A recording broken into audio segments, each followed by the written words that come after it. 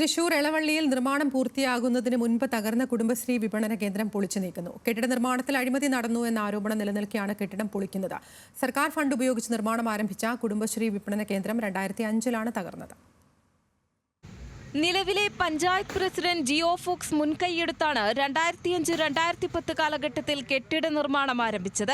എളവള്ളി പഞ്ചായത്തിന് കീഴിൽ കുടുംബശ്രീക്ക് സ്വന്തമായി ഒരു വിപണന കേന്ദ്രമെന്ന ലക്ഷ്യത്തോടെ നടപ്പാക്കാൻ ഉദ്ദേശിച്ച പദ്ധതി പക്ഷേ പാതി വഴിയിൽ നിലച്ചു. നിർമ്മാണത്തിലിരിക്കെ കെട്ടിടം തകർന്നതോടെ പദ്ധതിയുമായി ബന്ധപ്പെട്ട് പ്രതിപക്ഷ പാർട്ടികളും നേതാക്കളും അഴിമതി ആരോപണം ഉന്നയിച്ചിരുന്നു. എന്നാൽ തുടരന്വേഷണമോ മറ്റ് നടപടികളോ ഉണ്ടായില്ല. ഇതിനിടെയാണ് ഇപ്പോൾ കെട്ടിടം പൊളിച്ചു നീക്കാൻ ശ്രമിക്കുന്നത്. നിർമ്മാണം ഏൽപ്പിച്ച വ്യക്തികളെല്ലാം തന്നെ ഇദ്ദേഹവുമായി ബന്ധപ്പെട്ട വ്യക്തികൾ തന്നെയായിരുന്നു. അതുകൊണ്ട് അനേകം ആക്ഷേപങ്ങളും വിവിധ രാഷ്ട്രീയ പാർട്ടികളെല്ലാം തന്നെ ഇതുമായി ബന്ധപ്പെട്ട് പരാതികൾ നൽകിയിട്ടും യാതൊരുവിധ നടപടികളും എടുക്കാതെ ഇന്ന് ഈ കെട്ടിടം പൊളിച്ചു നീക്കുകയാണ്.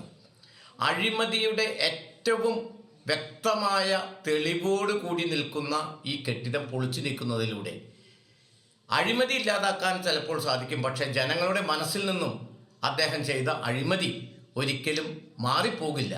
ഗ്രാമീണ ഉത്പന്നങ്ങളുടെ വിപണനത്തിനായി ചിറ്റാട്ടുകര പോൾമാസ്റ്റർ പടിക്ക് സമീപം സർക്കാർ ഭൂമിയിൽ 5 മുറികളോട് കൂടിയ കെട്ടിടമാണ് നിർമ്മിക്കാൻ ശ്രമിച്ചത്. കേന്ദ്ര ഗവൺമെന്റിന്റെ ദാരിദ്ര്യ ലഘൂകരണ പദ്ധതിയിൽ ഉൾപ്പെടുത്തിയാണ് ഇതിനായി ഫണ്ട് അനുവദിച്ചത്. ഗുണഭോക്തൃ സമിതിയുടെ അലംഭാവവും അഴിമതിയും മൂലമാണ് കെട്ടിടം തകർന്നതെന്നും നിർമ്മാണ ചുമതല വഹിച്ചവരിൽ നിന്ന് ചെലവായ തുക ഈടാക്കണമെന്നും നേരത്തെ ആവശ്യങ്ങൾ ഉയർന്നിരുന്നു. ഇതിന് പിന്നാലെ പഞ്ചായത്ത് ഭരണസമിതിക്കെതിരെ പ്രതിപക്ഷമായ കോൺഗ്രസിന്റെ നേതൃത്വത്തിൽ ഒട്ടേറെ രാഷ്ട്രീയ സമരങ്ങളും പ്രതിഷേധങ്ങളും നടന്നിരുന്നു. ന്യൂസ് മലയാളം, തൃശൂർ.